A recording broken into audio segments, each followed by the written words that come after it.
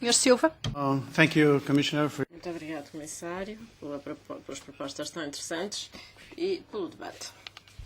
Gostaria de ter um esclarecimento em relação ao seguinte. Até onde pretende ir para melhorar o ISDS no CETA? Como sabe, a consulta pública realizou-se com base do ISDS no CETA. No fim, a Comissão Europeia chegou à conclusão de que o regime não era suficientemente bom e uma série de melhorias seriam necessárias. Temos assim um problema político, já que não estou a ver como é que o Parlamento poderá ter de aprovar um acordo comercial quando a Comissão Europeia está a dizer que ele não é suficientemente bom. Por isso é tão importante o trabalho com os nossos parceiros canadianos para ver o que mais se pode fazer.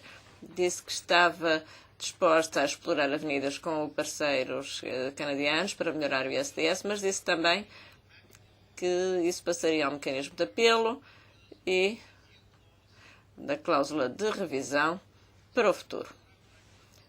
O que eu quero entender é o seguinte: se a Comissão Europeia está disposta a uma resposta política forte para um problema político grave. Até onde está disposta a ir a Comissão Europeia com os parceiros canadianos? Isso aplica-se aos 4 problemas que identificou e, em caso afirmativo, estamos a pensar em termos de reabertura das negociações deste capítulo e eu, o que me toca, ficaria encantado com isso. Muito obrigada.